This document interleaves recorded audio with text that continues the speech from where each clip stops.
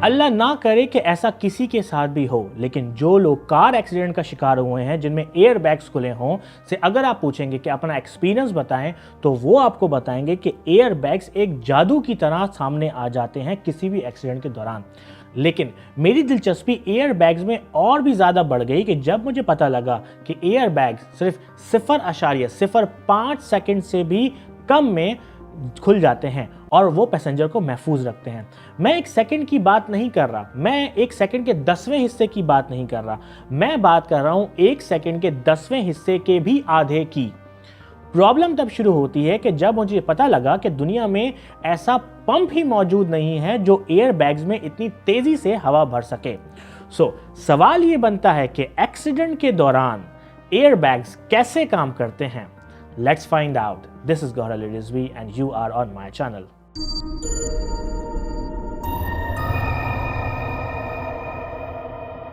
Passenger safety के लिए air bags बहुत ही अहम काम करते हैं।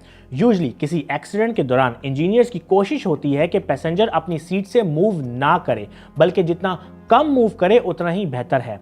इसलिए एक्सीडेंट के दौरान सीट बेल्ट पैसेंजर को अपनी सीट से जोड़े रखती है, लेकिन इंसान का सर गर्दन में लचक की वजह से फिर भी सामने की तरफ तेजी से मूव करता है।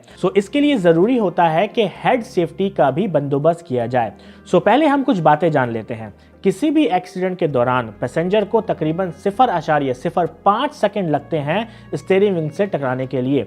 तो मेनली एयर बैग्स की जिम्मेदारी होती है कि 0.05 सेकंड से पहले इस तरह खुलें कि पैसेंजर को नुकसान ना पहुंचे, क्योंकि एयर बैग जब खुलते हैं तो वो 300 से 400 किलोमीटर पर आवर की रफ्तार से खुलते हैं, और अगर पैसेंजर को खुलता हुआ एयर बैग ही उसके मुंह पर लग जाए तो उसके लिए शदीद नुकसानदेह होता है। कहने का मकसद ये कि पैसेंजर का सर स्टीयरिंग व्हील में जाकर लगे या खुलता हुआ एयर बैग उसके मुंह पर लगे, दोनों मामलात में बराबर का नुकसान पहुंचता है।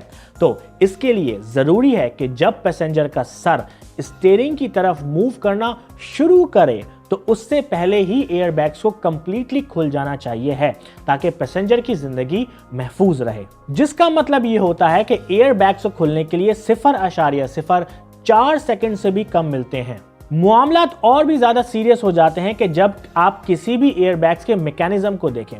होता कुछ ऐसे है कि जब कार किसी चीज से टकराती है तो उसमें लगे एक्सेलेरोमीटर कार के एयर बैग्स के सर्किट को एक्टिवेट करता है, जिससे एयर बैग्स खुलना शुरू होते हैं, और ये सब बहुत ही जल्दी होता है। इस बात को मेक श्योर करने के लिए कि एयर बैग्स हर बार खुलें, कार के अंदर एक नहीं बल्कि बहुत सारे एक्सेलेरोमीटर्स होते हैं। एक्सेलेरोमीटर एक ऐसी डिवाइस होती है जो कार की रफ्तार में अचानक तब्दीली को डिटेक्ट करती है, और ये एक से ज़्यादा इसलिए होते हैं कि अगर एक एक्सेलेरोमीटर फेल हो जाए तो दूसरा काम करे और जान बचाए। प्रॉब्लम और भी ज़्यादा बढ़ जाती है कि इतनी तेज़ी से कैसे एयर बैग्स को भरा जाए, क्योंकि कन्वेंशनल तरीके इस्तेमाल करना, जैसे कि गैस सिलेंडर या हवा का सिलेंडर इस्तेमाल करना 5 से 20 सेकंड तक लगा सकता है एयर बैग भरने के लिए, और ऐसा सिलेंडर कार में एक्स्ट्रा जगह भी घेरेगा, जो एक प्रैक्टिकल सोल्यूशन नहीं है। कोई ऐसी मोटर भी नहीं लगाई जा सकती जो हवा को एयर बैग्स में भरना शुरू कर दे, क्योंकि वो भी बहुत ही लेट होगा। मेरे कहने का मकसद ये है कि मैकेनिकल तरीके से एयर बैग्स में हवा भरना नामुमकिन काम है। तो साइंटिस्ट ने एक बहुत ही यूनिक तरीका इस्तेमाल किया इस काम को अंजाम देने के लिए, विच इज अ बॉम्ब। सुनने में ये तरीका बहुत ही खतरनाक लगता है, लेकिन बॉम्ब के अलावा कोई ऐसी चीज नहीं है जो इतनी ज्यादा हवा इतनी तेजी से प्रोड्यूस कर सके। साइंसदानों को चाहिए था एक ऐसा बॉम्ब जो पैसेंजर के लिए सेफ भी हो। उन्होंने जिन केमिकल्स को चूज किया वो था सोडियम एजाइड। ये केमिकल यूजुअली बहुत स्टेबल होता है, लेकिन अगर इसको जलाया जाए तो ये ब्लास्ट करता है, जिससे बहुत तेजी से नाइट्रोजन गैस बनती है और सोडियम मेटल अलग हो जाता है। और हम ये जानते हैं कि नाइट्रोजन गैस हमारे लिए नुकसानदेह नहीं होती, क्योंकि हमारी हवा में ऑलरेडी 70% तक नाइट्रोजन होती है, तो ये धमाका हार्मफुल नहीं होता। कमाल की बात यह है कि सोडियम एजाइड का बहुत छोटा सा पोर्शन 70 लीटर तक नाइट्रोजन बना सकता है, और वो भी बहुत तेजी से। सो होता कुछ ऐसे है कि कार के एक्सेलेरोमीटर सडन चेंजेस की वजह से सर्किट कंप्लीट करता है और वो सर्किट स्पार्क करता है सोडियम एजाइड में, और सोडियम एजाइड धमाके से फटकर बहुत सारी नाइट्रोजन बनाकर कार में मौजूद नायलॉन के मटेरियल से बने एयर बैग्स में भरना शुरू हो जाती है, और पैसेंजर महफूज रहता है। और ये सब कुछ 0.04 सेकंड में होता है। मॉडर्न कार में सोडियम एजाइड का इस्तेमाल नहीं होता, बल्कि ग्वानिडीन नाइट्रेट यूज होती है, लेकिन इसका प्रिंसिपल भी सोडियम एजाइड की तरह का ही होता है।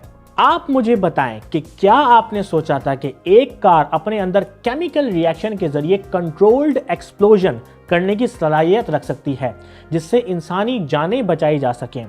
और ये बातें मुझे बहुत ज़्यादा इंटरेस्ट दिलाती हैं साइंस में, रिसर्च में एंड लर्निंग में। And that's it. होप कि आपको मेरी वीडियो पसंद आई हो। लेट मी नो कि आपको मेरी वीडियो कैसी लगी। अगर आप मेरी पर्सनल लाइफ को फॉलो करना चाहते हैं तो मुझे इंस्टाग्राम पे फॉलो करें gauhar.rizvi। यूट्यूब पे मुझे जरूर सब्सक्राइब करें www.youtube.com/mychannelvideo। And I will see you in the next video.